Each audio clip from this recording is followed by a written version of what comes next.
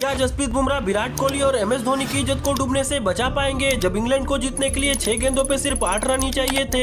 मैं बात कर रहा हूँ 29 जनवरी साल 2017 में खेले गए इंडिया वर्सेज इंग्लैंड के बीच एक T20I मैच की, जहाँ इस मैच में इंग्लैंड टॉस जीतकर पहले बॉलिंग करने का फैसला करता है और इंडिया की तरफ से ओपनिंग करने के लिए कैप्टन विराट कोहली और KL राहुल आते हैं। जहाँ पर ये दोनों बैट्समैन काफी संभल कर बैटिंग करते हुए बीच बीच में 1-2 बाउंड्री लगाकर स्कोरबोर्ड को धीरे धीरे करके आगे बढ़ा रहे थे। लेकिन तभी 5वें ओवर की पहली गेंद पर विराट कोहली एक बड़ा शॉट लगाने के चक्कर में बाउंड्री पर खड़े लियाम डॉसन के हाथों कैच आउट हो जाते हैं। तो वही दूसरी तरफ KL राहुल काफी अच्छी बैटिंग करते हुए इंग्लैंड के गेंदबाजों से बाउंड्री में डील करना जारी रखते हैं। तो वही बैटिंग करने आए सुरेश रैना KL राहुल का साथ नहीं दे पाते हैं और 8वें ओवर की चौथी गेंद पर सिर्फ 7 रन मारकर कैच आउट हो गए। और फिर बैटिंग करने आए युवराज सिंह जो कि KL राहुल के साथ मिलकर एक पार्टनरशिप बनाते, लेकिन उससे पहले ही 11वां ओवर कराने आए मोइन अली 4 रन बनाकर खेल रहे युवराज सिंह को LBW आउट कर दिए। और उसके बाद आते हैं मनीष पांडे जो कि KL राहुल के साथ एक पार्टनरशिप बनाकर स्कोर को आगे बढ़ाने लगते हैं, जहां KL राहुल 13वें ओवर की दूसरी गेंद पर इस सिंगल के साथ वो अपनी 50 भी पूरी कर लिए। और 50 पूरी हो जाने के बाद तो KL राहुल अपनी क्लासिकल बैटिंग से और भी तेज खेलते हुए इंडियन स्कोरबोर्ड को काफी तेजी से आगे बढ़ा रहे थे। लेकिन तभी 18वें ओवर की दूसरी गेंद पर KL राहुल एक और बाउंड्री लगाने के चक्कर में बेन स्टोक्स के हाथों कैच आउट हो गए। और आखिर में मनीष पांडे के 30 रनों की मदद से इंडियन टीम 20 ओवर के बाद 144 रन के स्कोर तक पहुंच पाती है। और अब 145 रन के इस टारगेट को चेस करने के लिए इंग्लैंड की तरफ से जेसन रॉय और सैम बिलिंग्स आते हैं, जहां पर ये दोनों बैट्समैन काफी अच्छी बैटिंग करते हुए इंग्लैंड को एक अच्छी स्टार्ट देने की कोशिश कर रहे थे। लेकिन तभी चौथा ओवर कराने आए आशीष नेहरा 12 रन बनाकर खेल रहे सैम बिलिंग्स को बुमराह के हाथों कैच आउट करवा दिए। और फिर अगली ही गेंद पर 10 रन बनाकर खेल रहे जेसन रॉय को भी कैच आउट करवाकर इंग्लैंड के दोनों ओपनर्स को पवेलियन भेज देते हैं। जिसके बाद बैटिंग करने आए कैप्टन इयोन मोर्गन जो रूट के साथ मिलकर इंग्लैंड की पारी को संभालते हुए स्कोरबोर्ड को धीरे धीरे करके आगे बढ़ा रहे थे। लेकिन तभी 11वें ओवर की पहली बॉल पर कैप्टन इयोन मोर्गन 17 रन मारकर कैच आउट हो जाते हैं। जिसके बाद बैटिंग करने आए बेन स्टोक्स काफी आक्रामक बैटिंग करते हुए इंडियन गेंदबाजों के हर गेंद को सिर्फ बाउंड्री के पार भेजते हुए स्कोरबोर्ड को काफी तेजी से आगे बढ़ाने लगते हैं। लेकिन जब इंग्लैंड को जीत के लिए 20 गेंदों में 28 रन चाहिए थे तब आशीष नेहरा 38 रन बनाकर खेल रहे बेन स्टोक्स को LBW आउट कर दिए। और फिर बैटिंग करने आए जॉस बटलर आशीष नेहरा के 19वें ओवर में बैक टू बैक 2 बाउंड्री लगाकर कुछ ऐसी सिचुएशन ला देते हैं कि अब इंग्लैंड को जीत के लिए 6 गेंदों में सिर्फ 8 रन ही चाहिए थे। तो अब आखिरी ओवर कराने के लिए आते हैं जसप्रीत बुमराह जो कि अपनी पहली ही बॉल पर जो रूट को LBW आउट कर देते हैं। और फिर आते हैं मोइन अली जो कि बुमराह की अगली बॉल पर एक सिंगल भागकर स्ट्राइक जॉस बटलर को दे दिए। लेकिन जॉस बटलर बुमराह की तीसरी बॉल को मिस कर देते हैं, तो वही जसप्रीत बुमराह अपनी चौथी गेंद पर बटलर को सीधा क्लीन बोल्ड आउट कर दिए। और फिर बैटिंग करने आए क्रिस जॉर्डन बुमराह की 5वीं बॉल को समझ नहीं पाते हैं और लेग बाई के रूप में 1 रन भाग कर ले लेते हैं। और अब स्ट्राइक पर होते हैं मोइन अली, तो वही अभी भी इंग्लैंड को जीत के लिए 1 गेंदों में 6 रनों की जरूरत होती है। लेकिन बुमराह की आखिरी बॉल को मोइन अली टच तक नहीं कर पाते हैं और इंडिया इस मैच को 5 रनों से जीत जाता है। लाइक और सब्सक्राइब जरूर कर देना।